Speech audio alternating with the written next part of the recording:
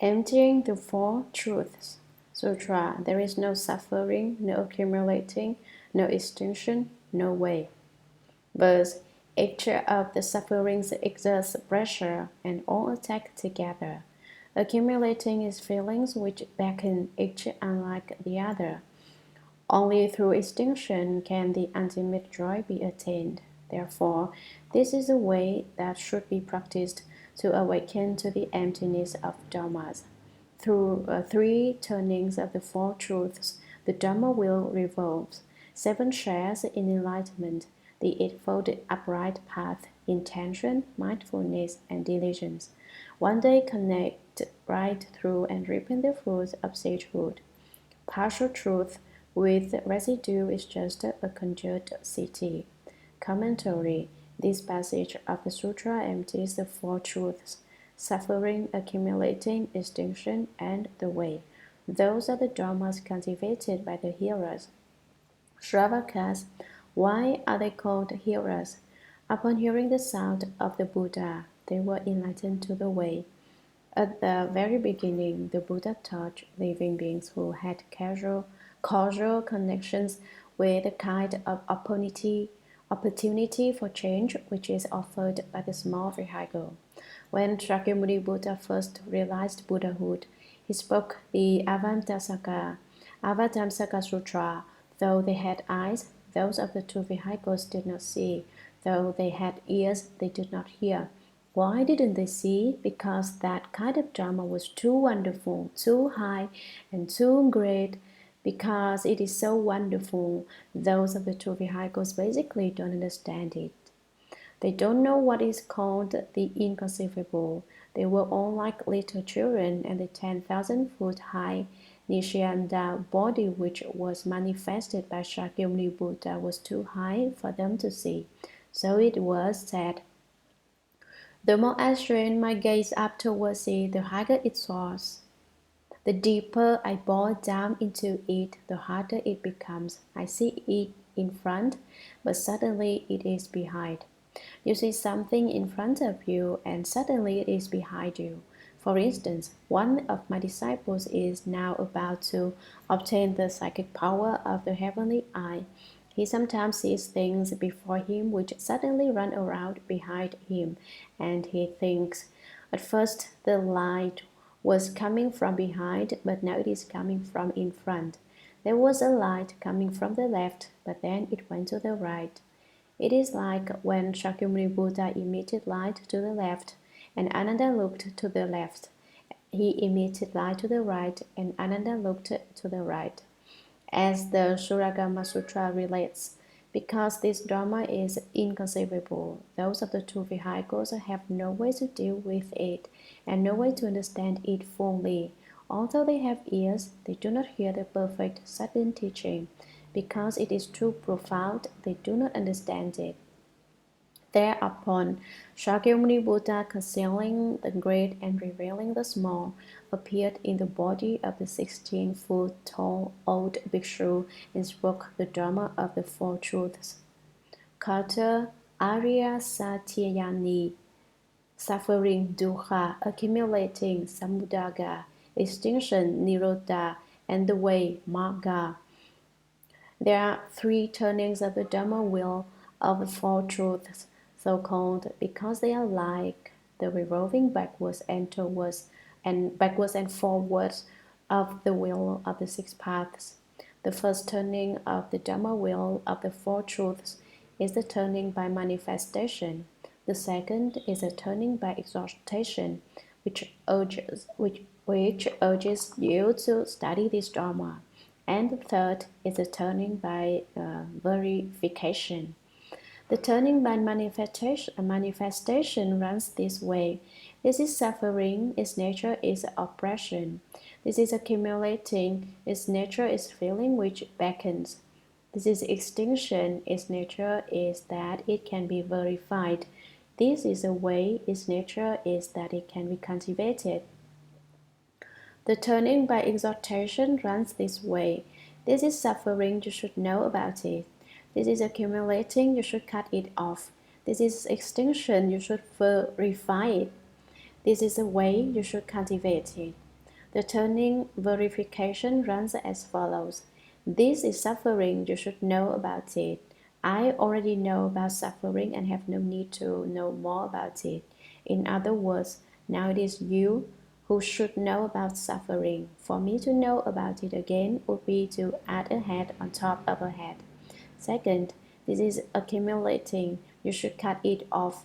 I have already cut it off and need not cut it off again. Now it is I who am telling you to cut it off, and I am just waiting for you to do so. Third, this is extinction. You should verify it. I have already verified extinction, that is the happiness of nirvana. I am just waiting for you to verify it. Fourth, this is the way you should cultivate it. I have already cultivated it and need not cultivate it further. The turning by verification attests that he himself has already reached the attainment, and he tells you to cultivate. If he had no attainment, there would be no need for him to teach you to cultivate. You say, what suffering should I know about? Suffering is the first of the four truths. Would you say that it is real? Suffering is real, as one of my disciples told her guest defiler, her boyfriend. Hurry up and go away, guest defiler. I am suffering too much. If you don't go, I will suffer too much.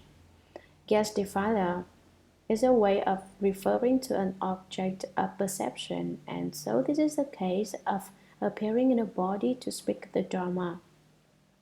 This kind of phenomenon really exists. If the guest defiler doesn't go, you will suffer. Wouldn't you say that's strange? The guest defiler goes, making it possible for the suffering to decrease. There are three kinds of suffering: the suffering of suffering itself, the suffering of decay, and the suffering of the activity of the five skandhas. There are also the eight kinds of suffering, of which the first four are produced from your own body: the suffering of birth, the suffering of sickness, the suffering of old age, and the suffering of death.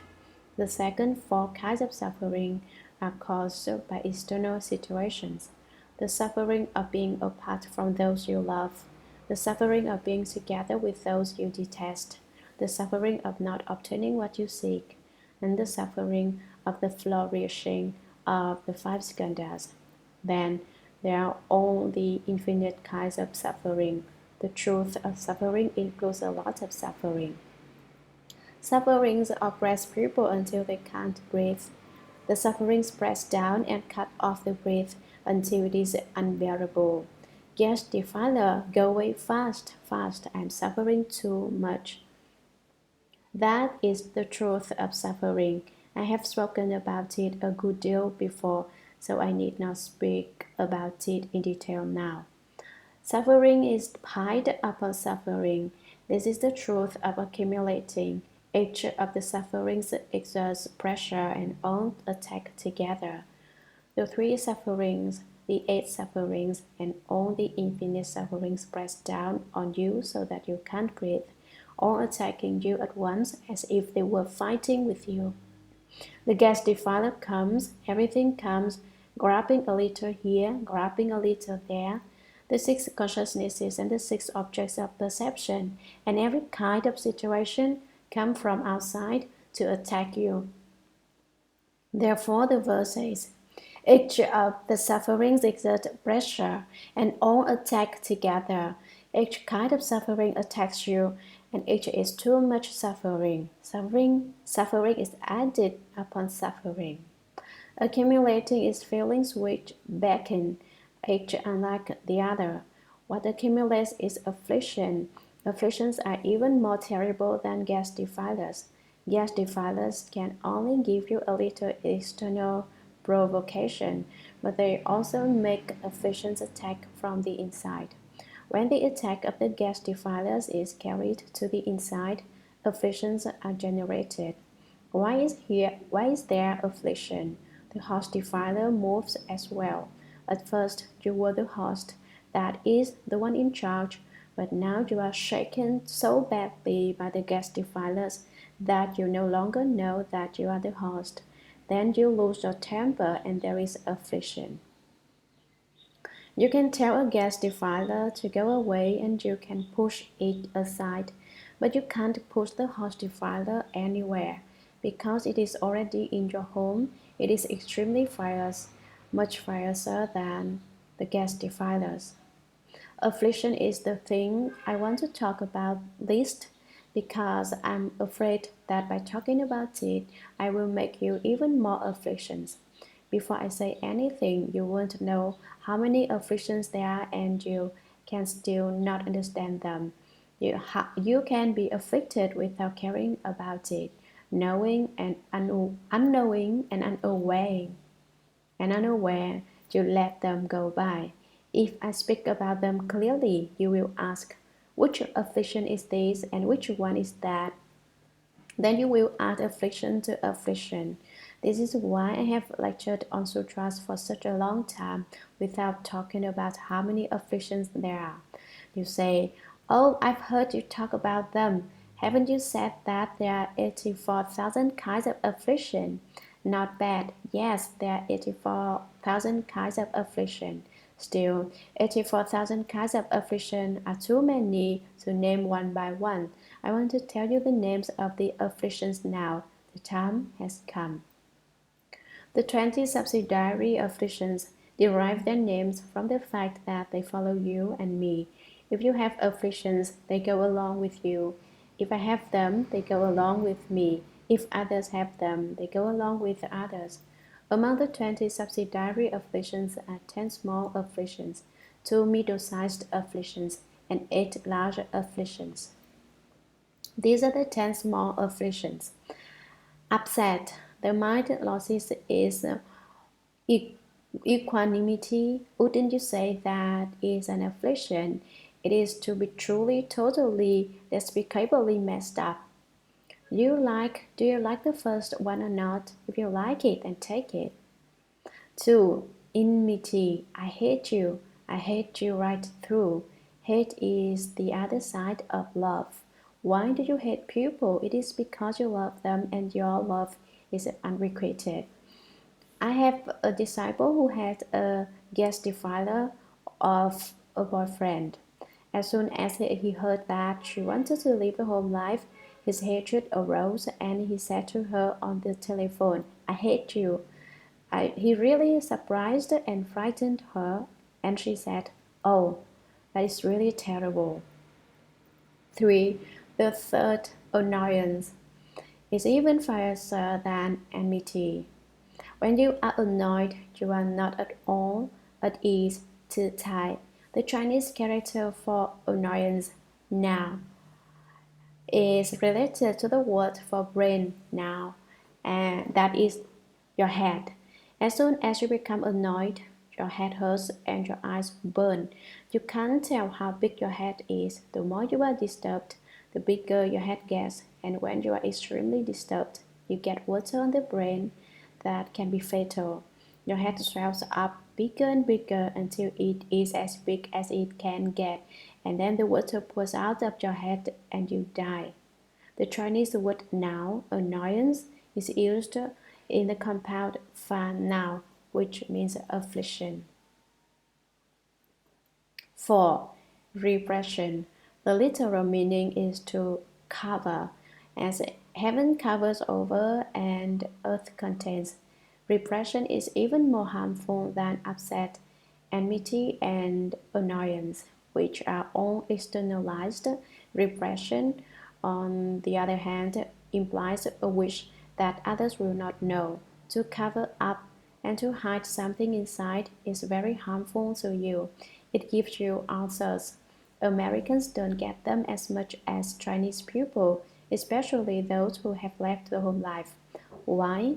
Because they repress their afflictions and do not let others know, and no one asks them about it. It isn't important, but they hide it inside. They are very clearly afflicted, but they cover it up so it cannot flow out. So inside they get ulcers. When people have this type of illness, you know they are repressing afflictions. 5. Lying. The Chinese character Huang, lying, is made up of two characters, Yan, speech, and Huang, crazy. False speech becomes an affliction. When you are upset, someone may ask you, "Why are you afflicted?" And you reply, "I'm not afflicted. Who's afflicted?" You even ask, "Who's afflicted?" The fire of ignorance inside you attacks and destroys even the heavens. Asked again, you still deny any affliction and say, "Who's afflicted?" That is the fifth affliction, lying. I didn't want to tell you about that affliction because I was afraid that when the time came to speak falsely, you might be like a certain one of my disciples. Now, if he were to get angry, I might ask if he is angry, and he might say, "No, no, I didn't get angry." Then he would be lying. First, he would repress his anger, and then he would speak falsely. Because he didn't understand the method before, I would have kept him from lying by not explaining it, but now I have already talked about it. 6. Obsequious flattery. In your heart, you simply don't like someone, but when you see him, you still want to speak to him nicely.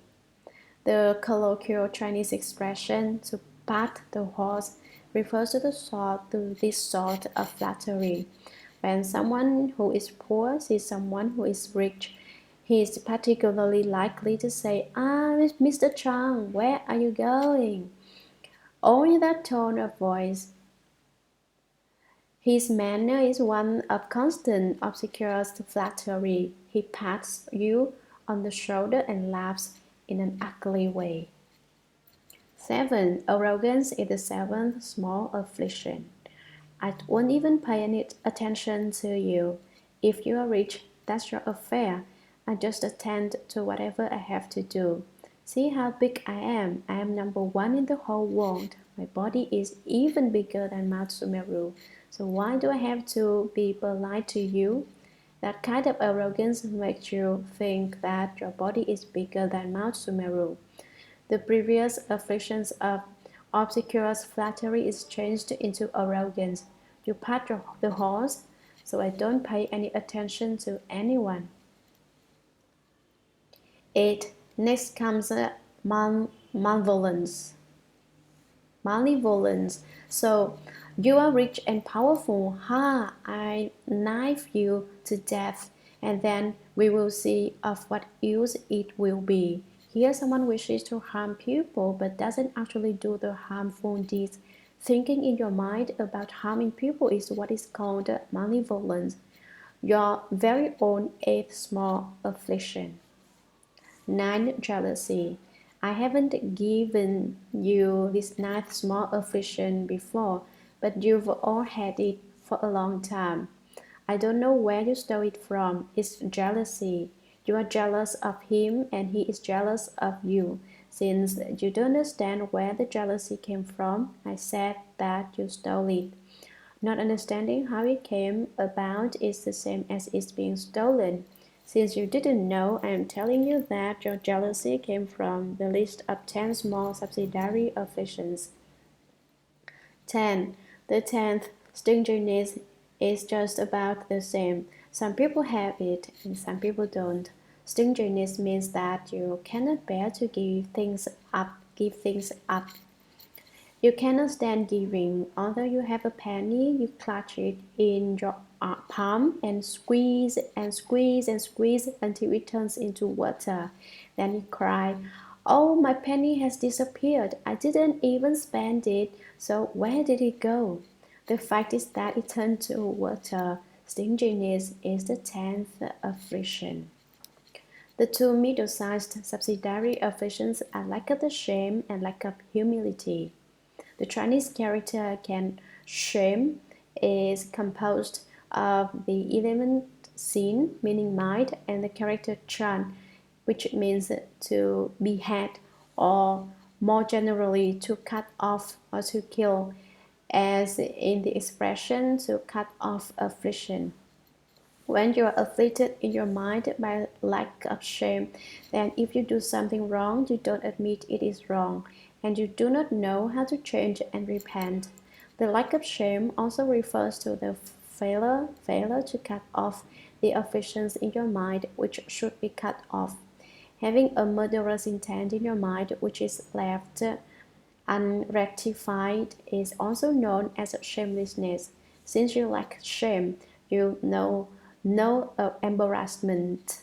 Your actions are so lacking in light and uprightness that you ought to be unable to look at people. Nevertheless, you do not even admit to being wrong. You still say, what difference does it make? So and so acts wrongly in just the same way.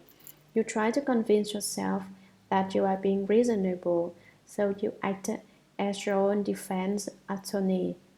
You say, because of this and that circumstance, I had a good cause to do what I did, and so I am right. Yes, because of my reasoning is especially precise, I am confident that I am in the right. Probable construction of Bhushana. The term is roughly equivalent to Sambhogakaya, the reward of enjoyment body of the Buddha. Qi, Sui, Fan, now, afflictions that follow.